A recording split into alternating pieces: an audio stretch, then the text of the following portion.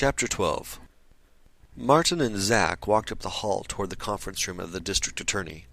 The city council building reeked of new paint and was so much nicer than the precinct building that it was initially a culture shock for Zack, but he adjusted.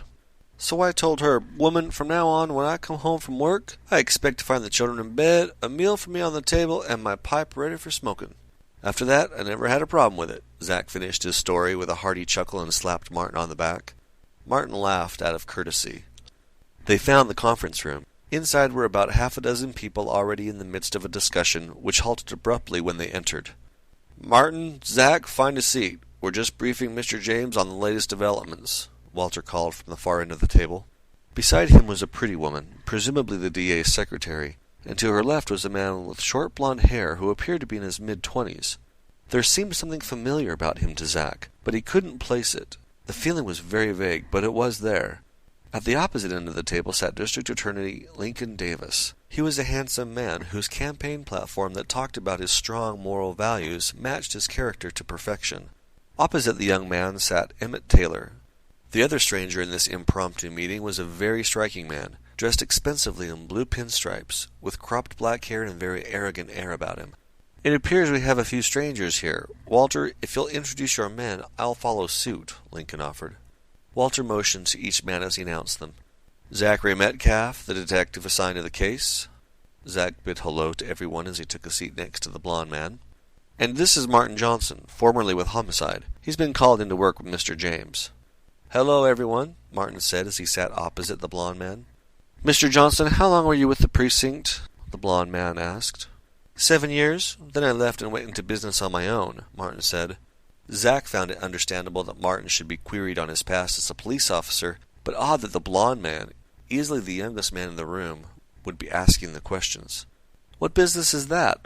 also from the blond man. "I run a West Coast investigation agency. Have been for the last 5 years. I find the hours much easier on myself and my family," Martin explained. The blond laughed. "And the pay's better," he declared. Everyone in the room got a chuckle except for Mr. Pinstripe. He hummed his disapproval and chose not to join in. Zack wasn't sure how to take the young man. He had a light-hearted attitude and general warmth that was contagious to the people around him, but his cocksureness also grated on the officer's nerves.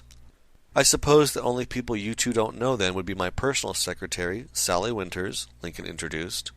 The pretty woman proffered a "hello."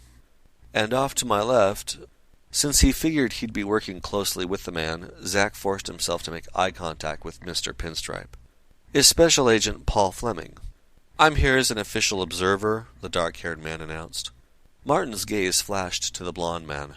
Zack simply stared at him openly. "Then you must be—" "Nick James," Martin finished. The blond gentleman, the infamous Nick James, smiled amusedly and said, "Greetings and salutations, everyone." "Mr. James is fully briefed on the case," Lincoln announced in an attempt to bring the meeting back around on a productive keel. Martin glanced over at him and countered, "Not completely, I'm afraid. There have been 3 more drug-related deaths just reported." "Zack, what's he talking about?" Walter demanded. "Exactly as he said. A mother, her little baby girl, and a motorist. The man driving the car was stoned and ran off the road, demolishing a newsstand and the mother and the daughter." Zack watched Nick. The man closed his eyes passively with the look of a man trying to keep shock from damaging his nerves. "Was anyone else involved?" "No one," Martin replied. "How many Dragonfire-related deaths does this make just in the last week?" Lincoln asked. "Over 30, I'd say," Paul Fleming replied. He sounded bored out of his skull and didn't mind sharing the fact with everyone. "If everyone that uses the Dragonfire drug dies, how can this dealer even build up a clientele?" Sally asked.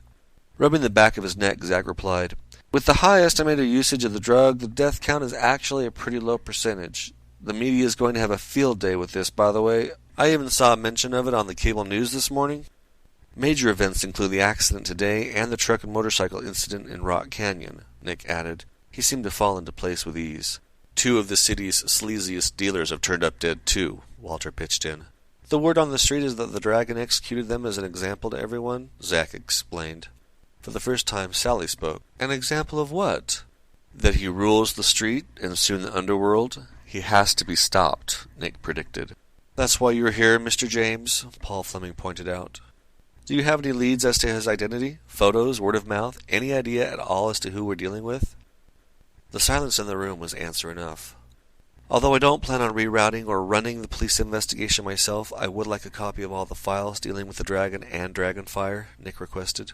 Relief flitted through Zack at last. I don't know about the rest of you, but I'm ready for some lunch, Paul Fleming suggested. Lincoln approved the idea and offered to treat everyone. Zack was the first to leave. As everyone else filed out of the room, Martin stopped Nick and let the others depart. When they were alone, he surveyed his partner and decided that most women would have found the investigator quite attractive. Sandy blonde hair, piercing green eyes, and he definitely worked out. His body was finely muscled and strong, but he didn't bulge at every seam.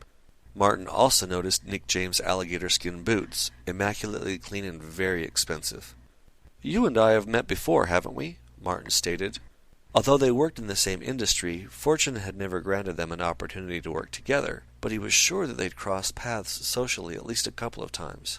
Nick smiled and replied, "It's possible. I've been known to dabble in the investigation industry from time to time."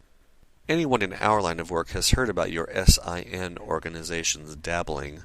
Ironic that we'd finally end up partners," Martin observed. A cocky grin adorned Nick's attractive face. "Ready to kick some tail?" he asked. Martin laughed and followed him out of the room.